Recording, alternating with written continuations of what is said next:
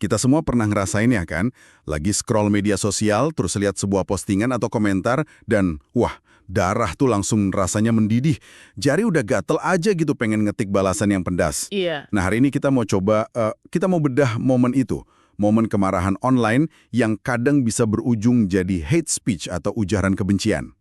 Dan uniknya nih, sumber pembahasan kita kali ini bukan artikel riset, tapi sebuah renungan harian dari Sabda Bina Umat GPIB.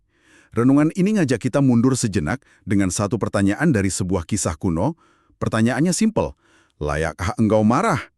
Oke, jadi sumber ini kan ngambil cerita Nabi Yunus ya. Kalau disederhanakan, Yunus ini marah besar sama Tuhan. Iya, marah banget dia. Kenapa? Karena Tuhan malah mengampuni kota Niniwe. Padahal menurut Yunus kota itu jahat dan pantasnya ya dihancurkan aja. Betul. Layakkah engkau marah? Tepat. Dan pertanyaan itu adalah kuncinya. Itu bukan pertanyaan untuk menghakimi Yunus. Oh, bukan ya? Bukan. Itu lebih kayak sebuah ajakan untuk gimana ya, introspeksi. Tuhan seolah-olah lagi mendorong Yunus buat mikir lagi, sebenarnya kenapa sih aku semarah ini? Apa dasarnya? Ini kan cara membimbing seseorang untuk pakai akal sehatnya, bukan sekedar nurutin emosi yang meledak-ledak.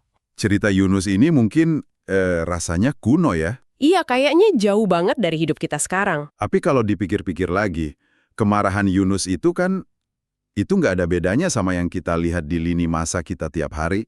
Ada orang yang pandangannya kita anggap salah atau jahat, dan insting pertama kita adalah yang menghukum mereka dengan kata-kata. Betul sekali.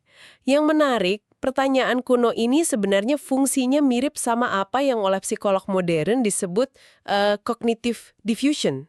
Cognitive diffusion, apa itu? Semacam pemisahan kognitif, jadi ini alat mental untuk menciptakan jarak antara diri kita dan emosi sesaat.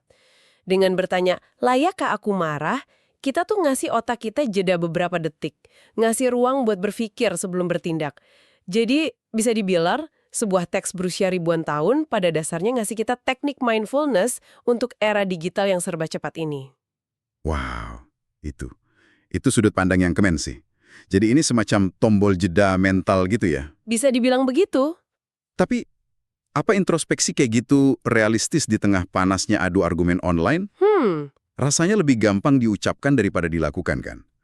Kadang kemarahan kita tuh terasa valid banget, misalnya pas kita lihat ketidakadilan. Itu pertanyaan bagus. Tentu saja ada kemarahan yang beralasan. Tapi, disinilah kita harus waspada. Perspektif spiritual dari sumber ini ternyata sejalan dengan temuan riset media modern. Oh ya? Gimana tuh?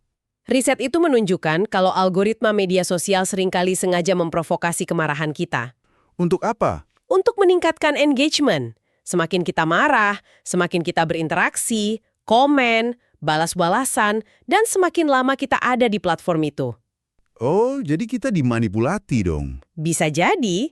Makanya pertanyaan layakkah aku marah itu bukan cuma soal moralitas pribadi, tapi bisa juga jadi bentuk perlawanan terhadap algoritma yang sengaja mengadu domba kita. Oke. Jadi, kalau saya coba rangkum nih, ini yang saya tangkap.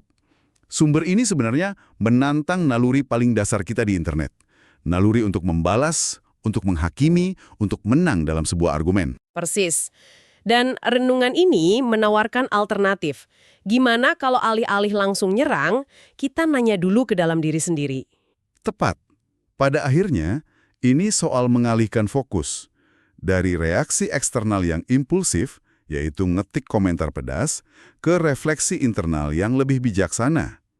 Apakah respon saya ini akan membangun sesuatu, atau cuma nambah kebisingan dan perpecahan? Pertanyaan sederhana itu punya kekuatan loh untuk mengubah arah. Paling tidak ya, untuk diri kita sendiri. Sebagai penutup, mungkin ini atau hal buat Anda renungkan. Sumber ini kan mengajak kita merefleksikan kemarahan kita terhadap pendapat orang lain di dunia maya. Namun, gimana kalau kita menerapkan pertanyaan yang sama? Layakkah aku marah pada kemarahan yang kita rasakan terhadap ketidakadilan yang nyata di dunia? Jangan-jangan pertanyaan itu justru bisa membantu kita menyalurkan energi kemarahan itu bukan untuk saling serang secara online, tapi untuk menemukan respon yang lebih nyata dan lebih membangun.